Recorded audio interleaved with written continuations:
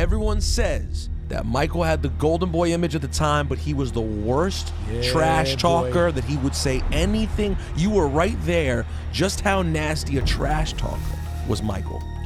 With MJ, nothing was off limits. Your mom, your wife, your kids, your brother, your dog, you name it. Like, I don't even think people realize how psycho this dude is. All you gotta do, and his mentality was destroy you. Yeah, he wanted to embarrass you. Yeah, he wanted to make you quit. Not just for today. No, for life. Yeah. When every time you face him, he wanted to make you feel like, man, I ain't got nothing. I can't do nothing with this dude. I don't even want to play tonight. You know what I'm saying? He wanted to make you quit. He wanted to basically take your heart with every possession. And I never had a player to do this before. I think I had 57 in Atlanta. We go back to Chicago weeks later. Michael walks into our locker room in suit and tie, and I'm like, what the hell is he doing? You know, so I'm thinking maybe going to the training room or something. So he walks by me. He walks by Kevin Willis. He get to Randy with me. He taps him on his leg. He said, lace him up. It's going to be a long night. He turned and walked out. And I'm in shock. I'm like, did he just? And like, again, I didn't know what to say. And I just yelled something. I said, well, you tell that son of a Scottie Pippen, I'm going to kick his ass. You know, I didn't know what to say. You know, he had 60 that night. You know, even though he had 60, it's the way he had it. You know, it was electric, man. I mean, it was incredible to witness. And that's that competitive nature that he had. You know, a kid named LeBradford Smith used to play with the Bullets. He had 38 points on MJ. And we had to play him the next night. MJ didn't talk to anybody, walking off the court, and everybody was saying, oh, this is the next MJ. And he had scored those many points on MJ. The next game we played them in their home, in their arena, MJ had 40 at halftime. 40. And you never heard of LeBradford Smith again. Never. And I'm from D.C. I don't remember LeBradford Smith. We played them. I was playing for the Nets. We played them in the first round in the playoffs. I swore we was gonna beat them. They won by like 4 or 5 points. And we had them. I said, we gonna beat the Bulls. Oh my God, we gonna beat the Bulls, man. And he had like 24 points. Second game, he had like 25. Game 3 in the Meadowlands in New Jersey. Now you come on the start line out, you know, you put a jump ball, you dap everybody up. I'm motherfucker look at me and say, ho, where you going on vacation at? I was like, what the fuck where I'm going? This game going to game 4. That man had like 23 in the first quarter. Caleb Perry was the coach. Second quarter, Cal said, hey, Sam, we down like 19. Cal said, hey, man, I'm gonna let some of the other guys play, get some playoff. Halftime, we in the locker room. We had Xavier McDaniels, too. I said, X, you gotta do something. I said, X, you gotta do something. You gotta fight them. I said, you gotta fight him and do something. X said, shit, fighting ain't gonna help us right now. Shit. We down 30 and a half. Man, it was crazy, man. The time spotted, he was like, so how was it guarding Michael Jordan? I said, well, the way I guarded Michael is I'm gonna play back. I'm gonna make him shoot jump shots. I said, but the other thing is every time he hit a shot, I was like, man. Good shot, Mike. You don't talk trash to him so he can go off for 60. You know, you can try to kill him with kindness. You don't try to talk trash to him. I complimented him the whole night every time he made a shot. Even when he missed it, Spot, I'd be like, oh, damn, dog, that was right there. You know, that was the one thing I ain't gonna do is piss him off. No. I said, because he'll get 60. But if you talk shit, just one little word, that's all he need. That's the end of your night. That's it. That's it. So I would stay quiet when I played mine and talk too much. So what happened was, we're in Chicago, and I had played against Mike 3 times head up. So KG had never seen me play against Mike. We in Chicago, you know, it's my rookie year. And I got about 24 going into the 4th quarter. And I was playing great, probably the best I've ever played in my life at this point, right? And J.R. Ryder is having an unbelievable game too. And so as we come out the timeout, just I'm on, y'all. I can't even explain it. We come out of the 4th quarter, KG like, man, keep going at his ass. Serve him. He can't guard you. Keep going at him. Keep killing that, yo. You keep killing that straight up. You having a good game, Joe. Keep going. Man, chill. It's like, what? I was like, he's standing right here, buddy. Right here. Mike can hear me. But I don't really give a so I'm like, so I double balance. It's like, I don't care. Keep going at him. I'm just feeling 19. I'm like, yeah, keep going. Killing him. Ooh. And so as I say that, I feel it. Hands on hips, legs locked, and they stabbed me for about 15 seconds. Mike looked at KG, looked at me. I was like, Mike, he don't know the rules of the game, man. He's just a young puppy. You know what I mean? Now MJ on the back leg joint, you know. leaning on you. Is that right? Okay, yeah, huh? Mike looked at him again like, okay. Looked at me like, okay. I said, what you looking at me like that for, right? In the short form of it, I woke up a sleeping dog. That big dog named Michael Jordan. He bites and he bit hard. And went to the fourth quarter, man. That man got about 17 quick. I can't even really describe the next like 6 to 7 minutes of play, y'all. He down 25 now. It was just at 2. Mike had 18. He had like 40 now. JR, myself, we ain't scored in like about 4 minutes. And I subbed like 3 of the starters. It got bad quick, y'all. Come to the bench like this. So I was like, JR, man, my bad, dog. I'm sorry, man. I'm sorry. He like, it's cool, man. I told you, just shut your ass up, man. You're not funny. And Mike came down. Okay, young fella. Okay, damn, young fella. Damn, y'all done? Damn, young fella. Never talk to Mike ever again in life. I was young and I was going with spirit and passion, and it got me bitten in the ass. It's definitely burnt into my brain. But wherever I see Jordan, he always does the same thing every time. He palms my head. And he said, you remember I gave you 40 3/4? And I was like, man, go ahead. And then he has like this sidekick of people around him. He's like, hey, pull that up. And then the guy goes and pulls it up. And I'm like, what is this? It was a true Jordan brand moment. Shout out to Michael Jordan, though, man. When I was a rookie, my first game playing against Michael Jordan and the Bulls. And we had a guy named Greg Minor guarding him. You know, it was a little dust up. Greg's playing hard. He's playing, of course, you got to play as hard as you can as MJ. Right. It's opening night. My mom at home watching, the kids watching, everybody watching. So they got in a little scuffle. MJ's going to the free throw line, and he looks at Greg and he says, I should make you take my shoes off. I looked down, I ain't even realize it. I looked down and he got the Jordans on. So I said, oh man, this is my first game ever. I said, this is what I got to look forward to. You learned a valuable lesson though, right? Well, obviously I didn't say much to MJ the rest of the night. That's right. I didn't want to be on that reel. But I do know he does take everything personal. And in everything that he does, cards, whatever. I was in a room with him for, I don't know, 5 hours one time, day of a game. He wouldn't let us leave. Me, Tom Chambers, it was an exhibition game, and he would not let us leave. And we were stiff. I called Cotton, said, Cotton, I can't go. He said, that's okay, I was gonna hold you out. Tom called him up. Cotton, I'm sore, I can't go. That's okay, I wasn't gonna play. I couldn't hardly walk. I mean, literally, we had played the night before, traveled that day. I was stiff as a board. He would not, if Scottie Pippen in the room, Horace Grant, and we just going at it. So Jordan stands up in the room, and he says, you tell that boy Dan Marley, I got something for him tonight. He looked at Tom and I, he said, I'm gonna give your boy 40. In an exhibition game? Yeah, we like, who? Dan. I was like, yeah, okay. Bet 100. Bet 200. I took the bet. Tom took the bet. Oh no. So he starts the game and he just going nuts. I'm over there still stiff. I got heat packs under my clothes. This man's out there going crazy. And Tom and I sitting there looking at him like, this dude is just insane. So he had about 34. And he walks over to the bench and he catches the ball. He catches it. He looks at Tom and I like, get that money ready. He catches the ball and Dan's guarding him. He reverse pivots on him, so Dan's got to backed up, and he went right, and he just tried to tear the rim down. Tongue wag, he went down like this, right, and holding up 400.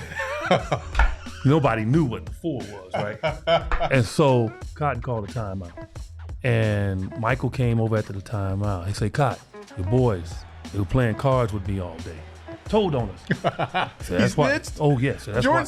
Yeah. So that's why y'all not playing. And they bet me too. I told him I was gonna give your boy Dan Marley 40, and he had 36, 38. And we sitting over there. And Cotton turns to Dan, who's a rookie, right? I said, Dan, what did you do to Michael? Just messing with him. And Dan was like, I didn't do anything to him. We fell out laughing. And he went, man, he dunked for the 40 on everybody. And look, what ran past bitch, I want my money. Checked himself out the game. The next day, Cotton tried to kill me and Tom, virtually the whole team in practice, because he felt that that's the reason we didn't play. Oh my goodness. So Michael will tell. Oh my goodness. Wow. All right.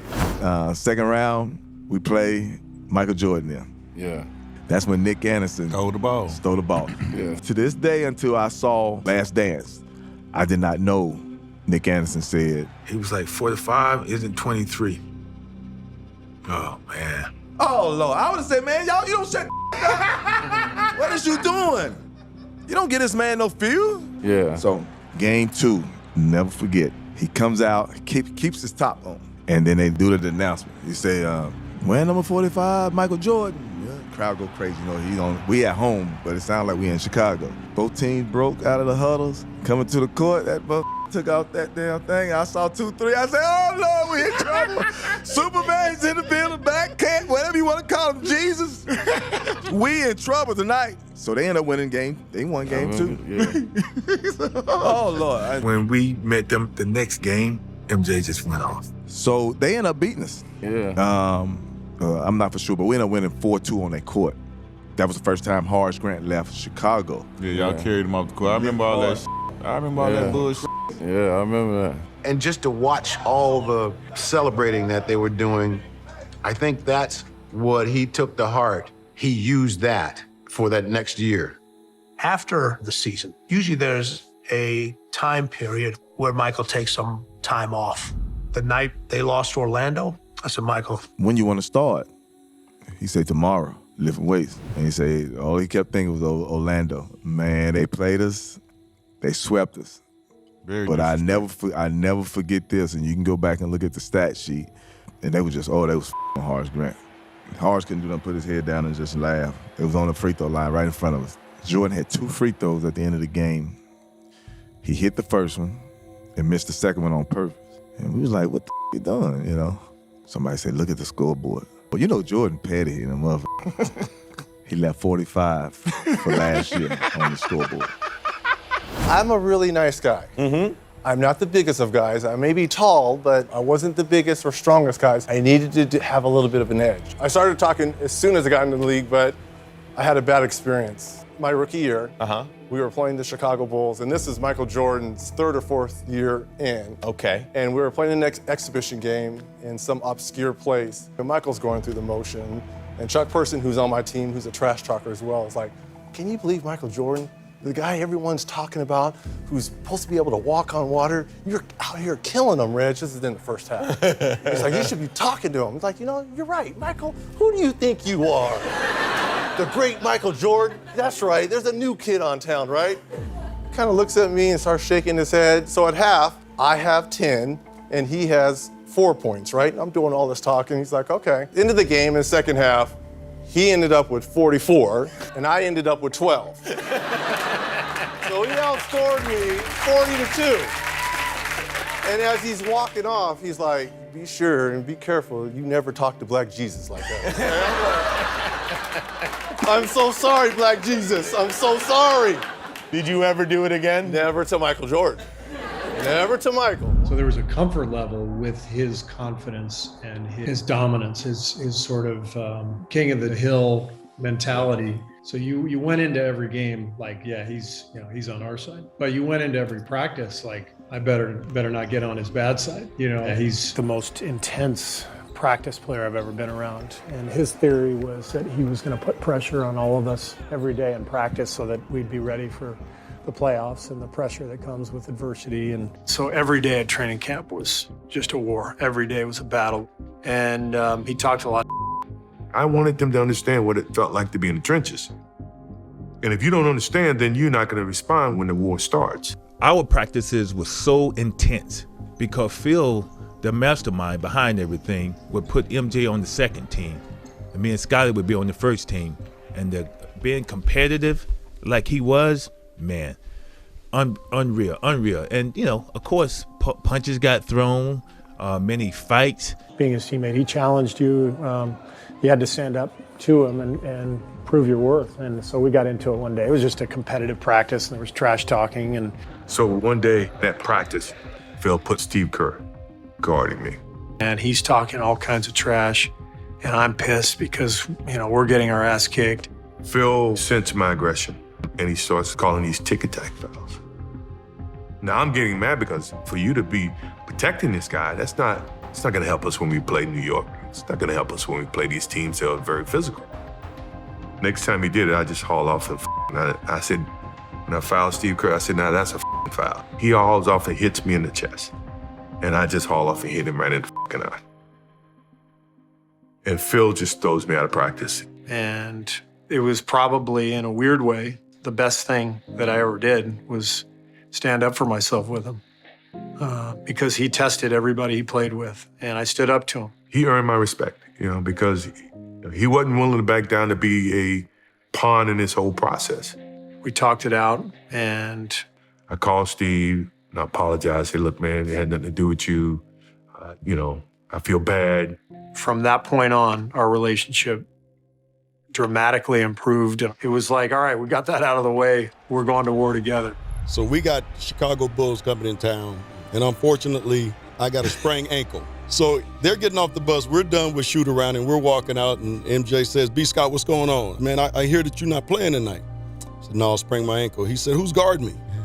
I said, Anthony Peeler. He said, 50. So I told Anthony Peeler, listen, MJ, he's probably gonna go for about 50 tonight on you. So just don't piss him off. He ended up with 54. So the man could do basically whatever he wanted to do on that basketball court. We're playing. We go up 9 with about 3 minutes to go. Mike is 4 for 16 from the field. He's having a really rough night. Right. So Derek decides, because there's about 10 minutes to go in the game and we're winning, he decides to say to Michael Jordan, who's having an off night, Told you we're gonna whoop your ass tonight.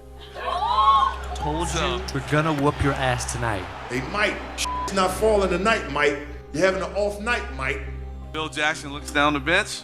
What do you want to do? So Michael ties his shoe up, takes his towel off, walks in. He stands next to me and says, little man, I told you about talking trash to me. I said, man, we up 9 with 3 minutes to go. You're not beating me tonight. Over the top of Scott. Michael's second in a row. Oh, what a move by Jordan on the reverse. 4 minutes to go in the fourth. Jordan on the pull-up. Yes, and a foul. 20 for MJ. He's got 24 points in the last 10 minutes. He went on Goodness his gracious. 15 points to beat us. The steal goes in on Anthony. And if you watch the video, the last one he made to win. This is no like catches the ball in the post. He does the typical Jordan fadeaway. He knocks down the shot. They go up by 6. He turns to the bench and says, shut up, you little bitch. He's looking for me. He's like, I told you about talking trash to me. Michael Jordan with a hot fourth quarter, 19 in the fourth quarter, and the Bulls prevail in this one. That's the sign of a good man. If you can talk in an even score or talk in your behind score. When you're ahead, it's easy to talk. You always like with it.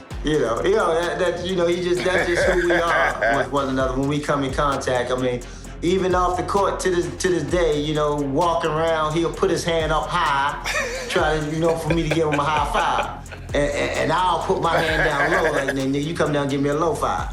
So it's just the way we compete against one another. He always called me short, little fella. Yeah, you can be low ass. He always called me low ass and that sort of stuff. You don't seem like a trash-talking kind of guy I'm to not. me. And I never talked trash but one time in my entire life with Jordan. Oh, all right. So we're with the Dream Team. And what Coach Daly did, he split the team up East versus West. So we would play every day, tie. So this is the 4th day. And we got out on them about 12-2. So finally, we got on a little run. So Michael walking back. I don't usually talk trash, but I had to that time. So I said, Michael, if you don't turn into Air Jordan, we're gonna blow you out today. He started sweating, his eyes got big. Usually that tongue come about right here, now it's way out. He broke the huddle, he hit a 3 and he's looking at me. So he scored about 4 straight 3s. Ooh. And I went, oh, man. Now, this is the greatest shot I've seen. He came down the right side, took off. I got to show you this one. Don't hurt yourself. I won't hurt myself. Okay. So he stole the basketball. He coming down the right side. He takes off. David Robinson took off. And he said, OK, I'm going to just sit here in the air. So Mike just cuffed him. And he just looked at him. In the air. And he kept looking. He kept looking. He kept looking. He went all the way down, Jack. Dave Robinson went to the ground. He 360, tongue moving, and dunked it. Bam! And dunked. I said, that's it. In a practice game. In a practice game. He just looked at me, too, to let me know. Yeah, it's your fault. You know who got me to do this? You. Yeah. And I was just stunned, and all of us were stunned to see him hang in the air that long and 360. So we got upstairs, Larry Bird and I sitting down. So he come in with his cigar. I just want y'all to know, there's a new sheriff in town. And we all bow down. Yeah, you're right. I love it. Michael Jordan is so incredible. There'll never be. The moral is you should not talk trash to Michael Jordan. Yeah.